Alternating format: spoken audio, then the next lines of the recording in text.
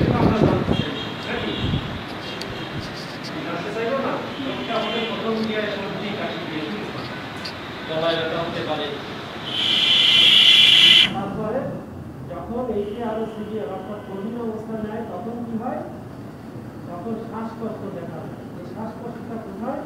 শ্বাসকষ্ট করতে লাঞ্চ অর্থাৎ ফুসফুসে আমাদের এখানে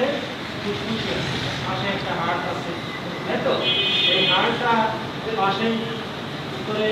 লাঞ্চ সাইডে এই পাশে হার্টটাকে মাঝামাঝি এখন কি করে এটা যে ফুসফুসিকে আটকায় দেয় অর্থাৎ আমাদের ফুসফুসের ভিতরে আঙ্গুলের থলি দেখছিলাম না আঙ্গুল ফলের থলি দেখছি ঝুলানো থাকে ওই যে ছোট ছোট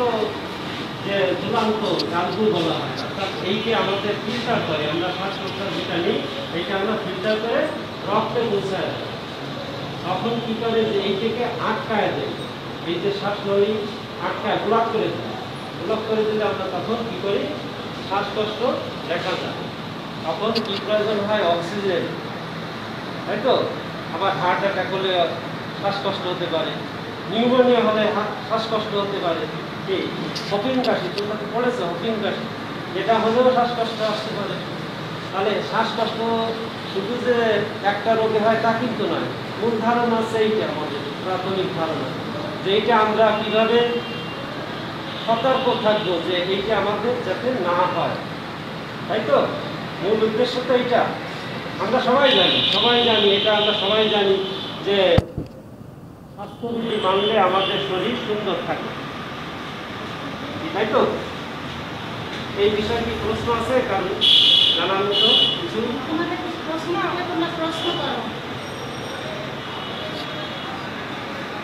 প্রথম কাজ আমরা হাত পরিষ্কার রাখবো মাস্ক ব্যবহার করবো মুখ পরিষ্কার রাখবো নাক পরিষ্কার রাখবো স্বাস্থ্য সম্পর্কে আমরা দাঁত বিরাজ করি তাই তো কখন দাঁত বিরাজ করি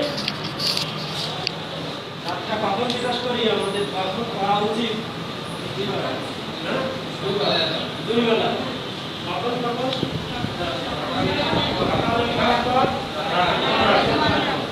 এই মুখের থেকে আমাদের অনেক রোগ থাকে অনেক রোগ যে রোগগুলো সব দেহের ভিতরে ঢুকতে থাকে আমাদের জিহ্বায় কি শ্বাস দেয় এক এক রকম শ্বাস দেয় জিহ্বার এই যে অঙ্গ এই সামনে একরকম পিছনে একরকম সাইডে একরকম স্বাদ গ্রহণ করি যখন এই করোনা ভাইরাসে আক্রান্ত করে তখন কোনো স্বাদ পাওয়া যায় না কোনো স্বাদ পাওয়া যায় না নাকে কোনো ঘ্রাণ পাওয়া যায় না অর্থাৎ কোনো গন্ধ পাওয়া যায় না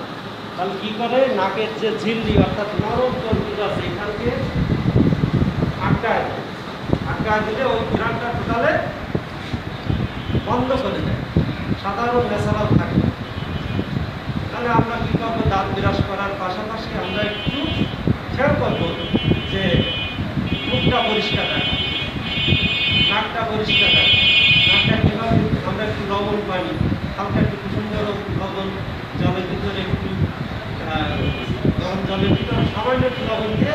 নাকটা আঙুল দিয়ে ভিতরে পরিষ্কার করতে হবে প্রতিদিন যদি আমরা পরিষ্কার করতে নাকের থেকে আর রোগটা সহজে বুঝতে পারবে না এটা রাত্রের একবার করলেও সুন্দর হয় আর জিহ্বায় আমাদের বিরাজ করি কিন্তু ময়লা থাকে তখন যদি লবণ জল দিয়ে কুকুরি করি কুসুম গরম অবস্থায় মুখটা পরিষ্কার হয়ে যাবে তাহলে আমার গলায় ব্যথা তখন হবে না টনসিল হবে না তাই তো নাকের ভিতর থেকে রোগ ঢুকে আর থাকে চোখে আমাদের সাধারণত অনেকে চশমা ব্যবহার করি কেউ করি না এটা থেকে বেশি আক্রান্ত করে নাক আর মুখ থেকে চোখেও করোনা ভাইরাস ঢুকতে পারে তখন আমাদের লাল হয়ে যায় চোখ খুলে যায় যাদের দু একজনের ক্রিটিক্যাল অবস্থায় হয়ে যায় অর্থাৎ খুব কঠিন অবস্থায় হয়ে যায় চোখ খুলে বড় বড় হয়ে যায় লাল হয়ে যায় আমাদের কি ধারণা কিছু পাওয়া গেল কিছু বুঝতে পেরেছ কি অসুবিধা লাগছে তোমাদের কি এই বিষয়ে কোনো প্রশ্ন আছে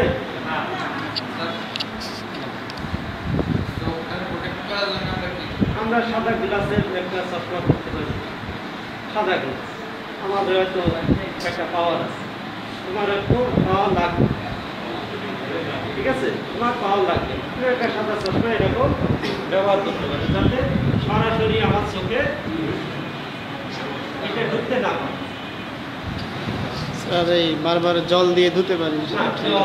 চোখে আবার বারবার দিলে আমাদের সমস্যা। ইনফেকশন তৈরি হয়। আচ্ছা আচ্ছা এই সরাসরি জল, আসলে চোখে জল আছে, আমাদের প্রতিনিয়ত জল হয়, আমরা যে কবর দিই প্রতিনিয়ত জল থাকে, অনেকের চোখ শুকায় যায়, অর্থাৎ যখন জল না পড়ে তৈরি হচ্ছে অটোমেটিক, এই যে কলম দিচ্ছে সঙ্গে সঙ্গে জল আসে, ওইটা হচ্ছে ফিল্টার।